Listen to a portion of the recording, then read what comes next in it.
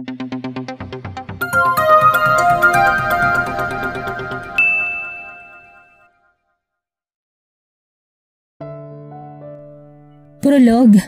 Nanlalaki ang mga mata ko nang may mahagip akong isang pamilyar na bulto.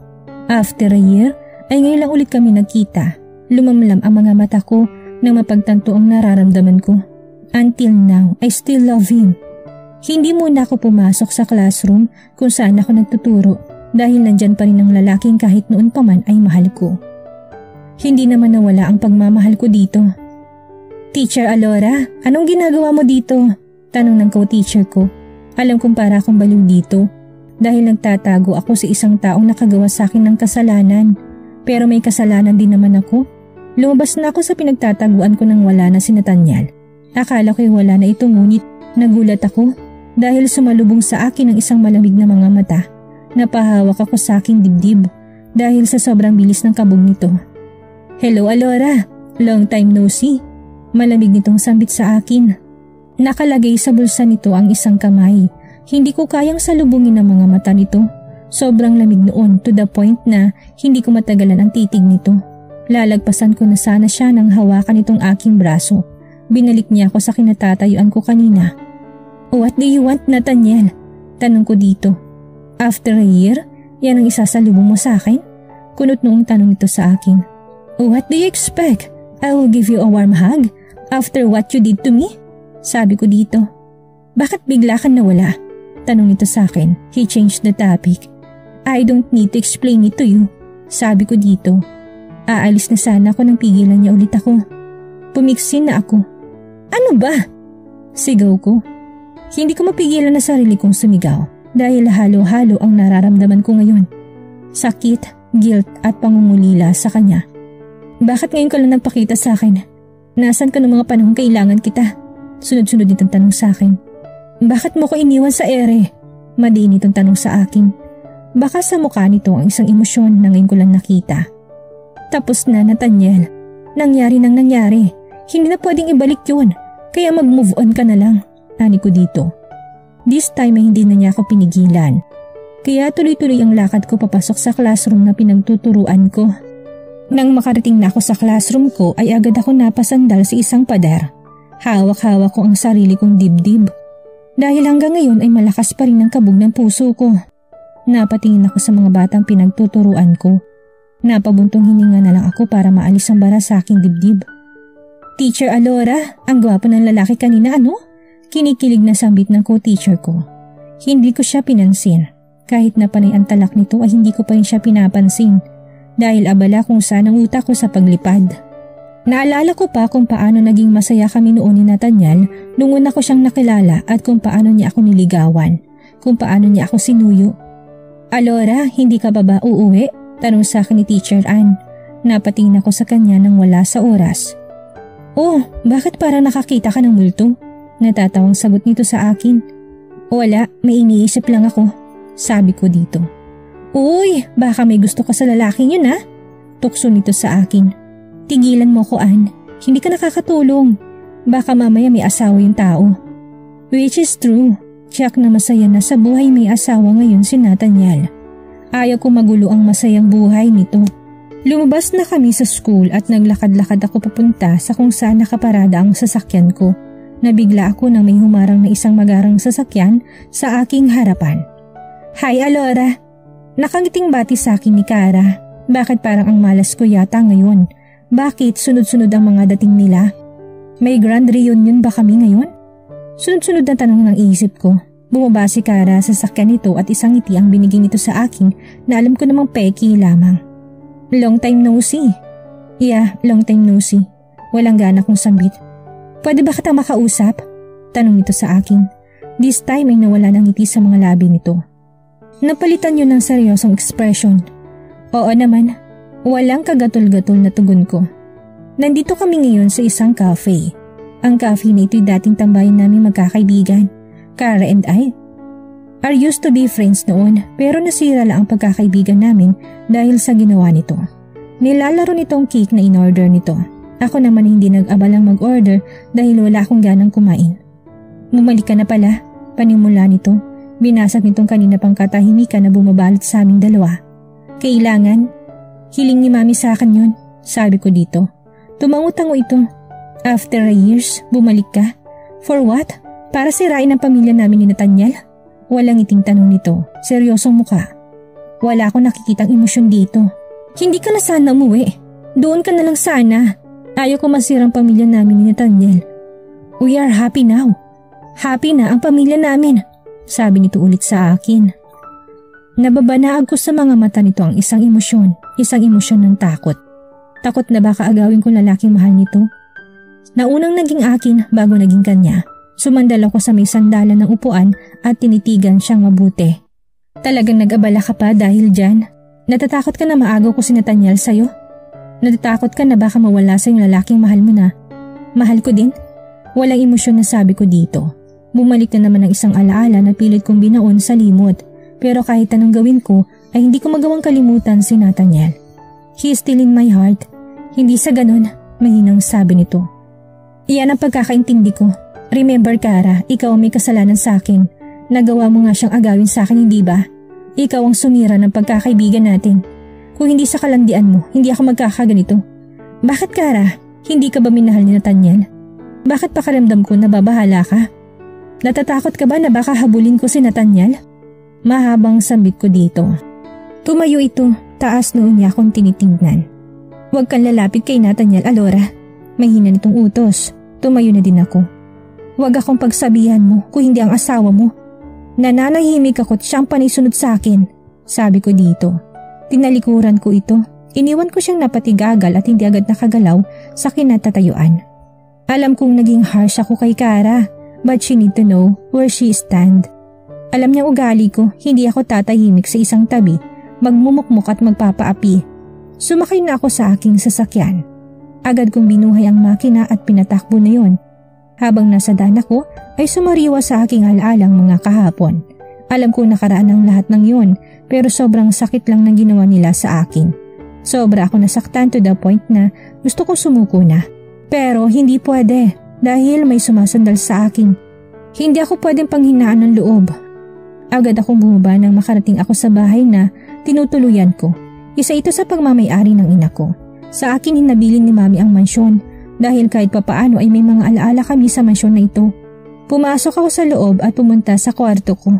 Kinuha kong isang box na tinago ko years ago. Ayaw ko sanang sariwain ng mga alaala doon dahil puro masasakit ang mga iyon. Chapter 1, Alora's POV. Nagmamadali akong pumasok sa school dahil late na ako. Kahit na kami ang may-ari ng school na ito ay kailangan ko pa din mag-conscious sa pag-aaral ko.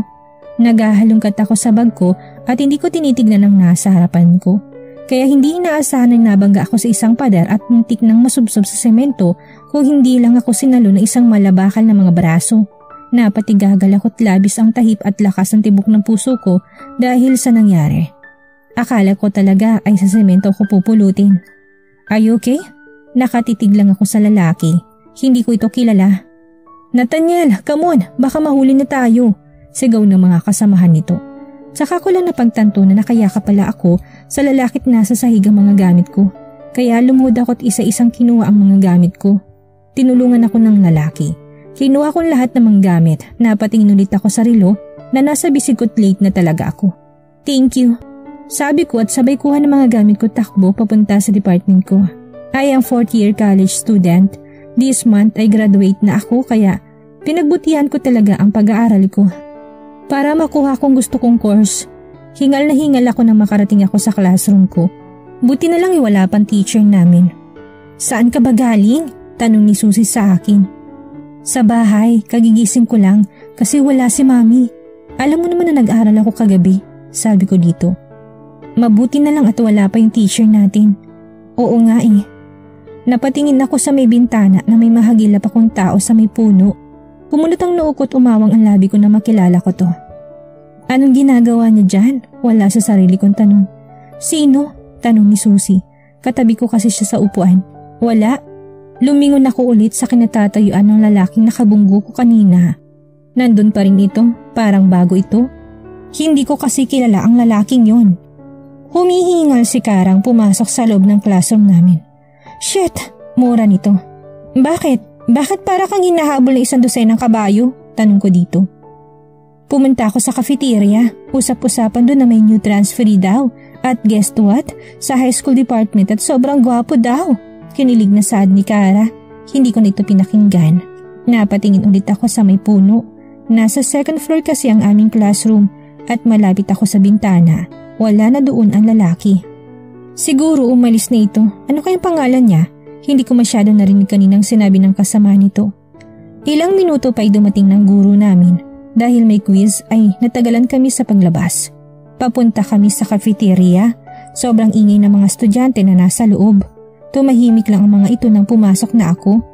Alam kasi nila kung anong kaya kong gawin. Napadaan ako sa isang table. Hindi ko pinansin ng mga nandoon pero biglang umingay na para bang inaasar nilang isang lalaki. Di ba Nathaniel, siya yung babaeng nakabangga mo kanina? Rinig ko pang anang nito sa isang nagngangalang Nathaniel. Yeah, sagot nito. Mukhang masungit. Masungit talaga yan. Kinatatakutan yan dito sa school. Sabi ni Joyce sa kanila. Napao ang nasa kabilang table. Alam nyo, matinik yan si Nathaniel sa babae. Kaya yung babae, walang kawalayan kay Nathaniel. Tumatawang saad ng kasamahan nilang lalaki. Ang ingay talaga nila. Umot ni Susie. Pagsabihan ko na ba? Ngumisi ito. Ikaw ang bahala. Tumayo ako, lumapit ako sa kabilang mesa. Hindi lang ako nagkamali, ang lalaki nakabunggo ko kaninang kasama nila Joy at mga barkada nito. High school pa kasi si Joy. Tinukod kong kamay ko sa mesa nila. Ang ingay niyo naman. Nakukuliling ang tenga ko sa mga boses niyo. Napanganga ang nasa mesang yun. And FYI, I am not easy woman. May dilakadesa din ako.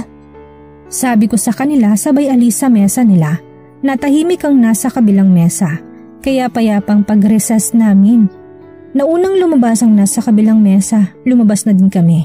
Dahil may isang subject pa kaming dadaluhan, hindi kami magkaklase nila Susie sa subject na to. Kaya naghiwa-hiwalay na kami. Napadaan ako sa isang bakanting lote ng mamataan kong ilang estudyante na para bang nagkakagulo. Pumunta agad ako dahil nga, parte ako ng student council at may-ari din ng school ay dapat ko lang panatagdihin ang kapayapaan ng paaralan na ito. Ano kaguluhan to? Sigaw ko. Napatigil ang mga estudyante na nandoon, kaya nagsitabihan ng iba. Nakakita ko ng bagong estudyante na kabangga ko kanina na pinagtutulungan ng ilang kalalakihan. Nagsipagtakbuhan ng mga yon. At agad kong nilapitan ang lalaki. Lumuhod ako sa harapan nito dahil nakayuko ito. Bakit hindi ka lumaban? Tanong ko dito. Napatingin ito sa akin. Ngumisi ito. No need. Ayaw kong makasakit ng tao, sabi nito sa akin. Tumayo ito, pinagpagang uniform na puno ng dumi. Pwede kong gamutin ang sugat mo. Nilingon niya ako. Wag na, baka maabala pa kita. Malamig na sambit nito sa akin. Umalis ito sa harapan ko. Tinignan ko ang papalayo nitong bulto. Gwapo din naman ang lalaki. Hindi ito papahuli sa mga gwapong nandito sa school namin. Siguro bata pa to, nasa 18 or 19. Since 4th year high school pa lang ito. Maaga ko umuwi sa bahay dahil panay ang tawag sa akin ni Mami. Mom! Tawag ko sa mami ko. Lumingon ito nang may ngiti sa labi. Agad ko itong sinimangutan. Dahil alam ko nang gagawin ito, hindi ko na alam na umuwi na pala to. My baby! Nakangiting tawag nito sa akin. I just rolled my eyes. Mom, I'm not a baby anymore. Sabi ko dito. Ayaw ko talaga ang tinatawag na baby. Hindi ako masanay-sanay sa ginagawa sa akin ni Mami. Dapat maghanda ka.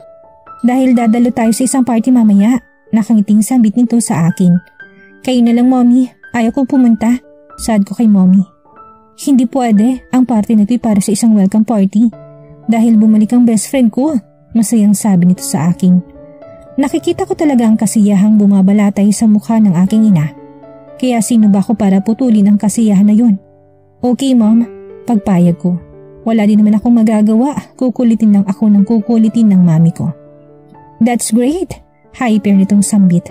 Lumayo na ito sa akin dahil nakuha na nitong gusto nito. Masaya ako dahil masaya ang mami ko. Palagi nitong kinukwento sa amin ng best friend nito na nag-migrate na daw sa ibang bansa. Pero ngayon ay bumalik na ito at alam kong walang pagsidlan ng kasiyahan ng ina ko. Dahil gabi ang party ay napaghandaan ko pa ito. I choose a dress na medyo hapit sa aking katawan. Naglagay ako ng light makeup kahit na hindi ko mahilig sa makeup ay kailangan. Ayaw kong ipahiya ang magulang ko. Nang matapos na ako ay agad akong bumaba at naghintay na sila mommy at daddy sa akin. Si Ate Erica naman ay susunod na lang. Hindi na kasi dito nakatira sa bahay namin si Ate Erica, doon sa kondo niya. May sarili na itong kondo dahil itong namamahala sa ilang negosyo namin. Ang ganda mo talaga anak. Magilin na sambit ni mommy sa akin. Tsak na magugustuhan ka na anak ng best friend ko. Nakangiting sambit nito sa akin. Ito din ang dahilan kaya ayaw ko nandito ako sa bahay. Dahil palagi niya ako nirereto sa mga anak na lalaki ng mga amiga nito. Kahit gusto ko sanang bumukod na, pero ayaw pumayag nila mommy at daddy. Let's go Sheila, baka malate tayo. Yaya sa amin ni daddy. Lumabas na kami tagad na sumakay ng sasakyan namin. Habang papunta kami sa venue ng party, bigla akong naisip ang itsura ng mga anak ng best friend ni mommy. Sabi kasi ni mommy ay puro lalaki. Ang mga anak nito at dalawa lang daw. Hindi ko na malayan na karating na pala kami sa pagdarausan ng party.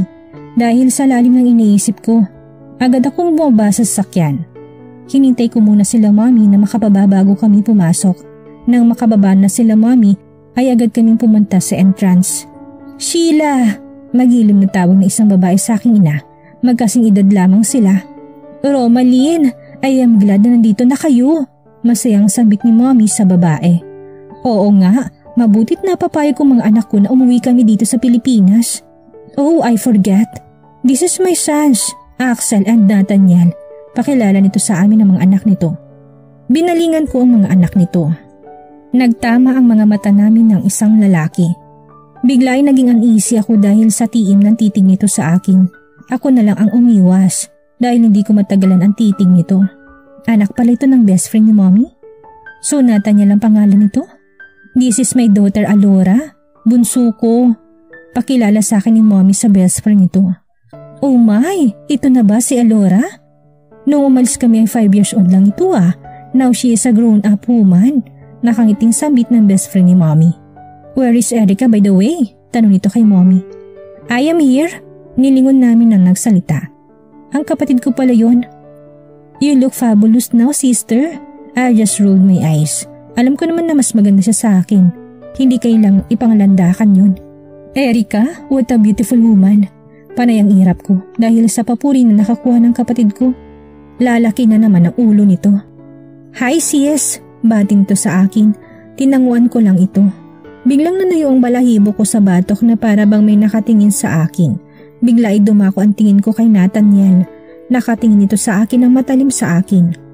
Hindi ko natatagalan ang tingin nito kaya umiwas na lang ako. Let's go Alora?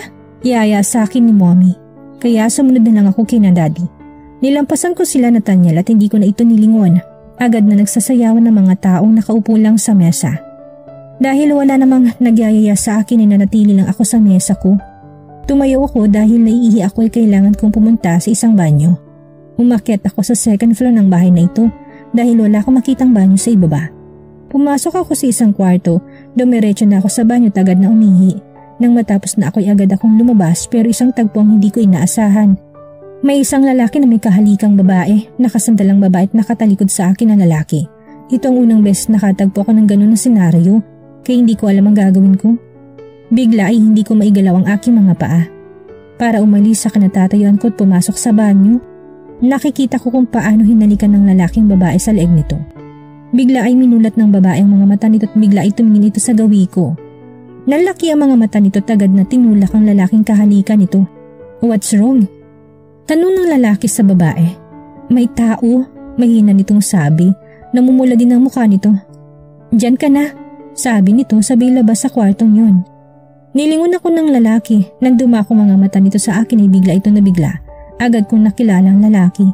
Hindi yata nito inaasahan na nandito ako sa loob ng kwarto niya. Ang pagkabigla nito napalitan ng galit. What are you doing here? May kulog ang boses nito na may kasamang galit. Nambuboso ka ba? Tanong nito.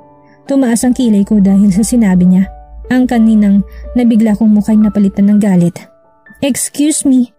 Bakit? Kasalanan ko ba kung dito ko naabutan ng pagmumutok ng pantog ko? Galit kong sabi dito. And excuse me, hindi ako nambuboso. Sabi ko ulit. Nilampasan ko siya. Dahil lalabas na sana ako nang bigla niyang pigilan ng braso ko. Nilingon ko siya na may galit sa mga mata.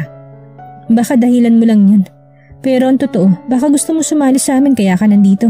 Nang uuyam na sabi nito sa akin Bigla'y umangat ang kamay ko't agad na pinadapo yun sa pisngi niya. Dahil sa lakas ng sampal ko ay tumunog ang pisngi nito, bumaling ito sa kabilang bahagi ng kwarto. Pagbaling nito sa akin ay may galit sa mga mata nito. Bigla tinapit niya ako sa bewang, hinawakan ang aking batok at tinalikan ako ng mapusok. Nagpupumiglas ako mula sa hawak ni Nathaniel. Hinahalikan pa rin itong aking labi. Isang mapusok na halik ang binibigay nito sa akin. At dito na po nagtatapos ang kabanata ng ating kwento at sana'y muli niyo po akong samahan sa mga susunod pang kabanata. Maraming salamat po at ingat po tayong lahat.